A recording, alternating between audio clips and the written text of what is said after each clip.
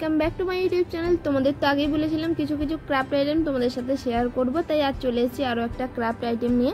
এই যে সুন্দর ডাব্বাটা দেখলে, এটা আমাকে আহিলি দিয়েছিল, আমারও খুবই পছন্দ হয়েছিল, তাই ভাবলাম এটাকে ফেলে না রেখে কিছু এর মধ্যে ক্রিয়েটিভ করা যাক। বোনের কোনো আকার জিনিসে হাত না দিয়ে আমি একটা অন্য ছোট জায়গায় সামান্য রং ওর থেকে লুকিয়ে নিয়েছিলাম, তার মধ্যে রংটা ফেলেও দিয়েছি। জানি না ও যখন দেখবে কি বলবে। আমি তো সঙ্গে সঙ্গে তখন মুছে দিয়েছিলাম, ভাবলাম দেখতে পাবে না। তারপর ভিডিও এডিট করার সময় বুঝতে পারলাম ভিডিওটা যখন দেখবো অলরেডি তো বুঝেই যাবো রংটা আমি নষ্ট করেই ফেলেছি। রেড আর হোয়াইট কালারটা মিক্স করে দারুণ একটা পিঙ্ক কালার ছিল, সেটা দিয়ে পুরো ডাব্বাটা কালার করে নিয়েছি এবং কালারের ফিনিশিংটা যাতে ভালো আসে সেই জন্য সেম কালার দিয়ে একটু ড্যাব ড্যাব করে নিয়েছিলাম। তারপর রংটা খুব ভালোভাবে শুকিয়ে গেলে তারপর অরেঞ্জ আর ইয়েলো কালার দিয়ে আমি অনেকগুলো ফুল করার চেষ্টা করেছি।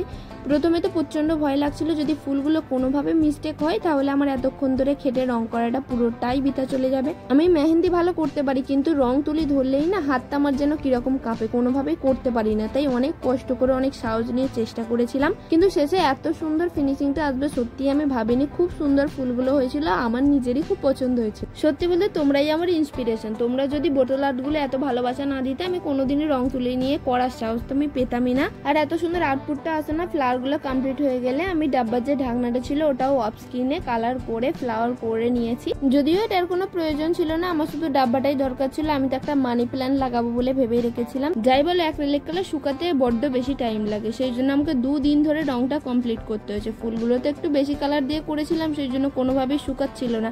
আর আমার কাছে তো কোনো ড্রায়ার নেই, সেই জন্য শুকাতে প্রায় একটা দিন লেগেই গিয়েছিল। তারপর আমি এই ডালপালাগুলো করেছি। এই হলো ফাইনাল আউটকাম। কেমন হয়েছে সেটা অবশ্যই কমেন্ট করে জানিও। তারপর রংটা শুকাতে দিয়ে আমরা চলে গিয়েছিলাম বাড়ির পাশেই একটা জায়গা থেকে মানি প্ল্যান্ট আনতে আর কিছুটা মাটি আনতে। ফিরে এসে কিছুটা মাটি আর জল দিয়ে গাছগুলো ভালোভাবে বসিয়ে নিয়েছিলাম। তোমরাও এটা ইজিলি বানিয়ে ফেলতে পারবে। টেবিলে বা ঘরে যে কোনো জায়গায় গাছটা যদি রাখো দেখতে জাস্ট সুপাব লাগবে। শুনেছিলাম দক্ষিণ পূর্ব কোণে রাখাই নাকি গাছটা ভালো। যাই হোক, ভিডিওটা যদি ভালো লাগে লাইক শেয়ার কমেন্ট করে দিও। এইরকমই আরো ভিডিও পেতে চ্যানেলটা সাবস্ক্রাইব করে দিও। দেখা হচ্ছে নেক্সট ভিডিওতে। আজকের মতো এটুকুই, টাটা।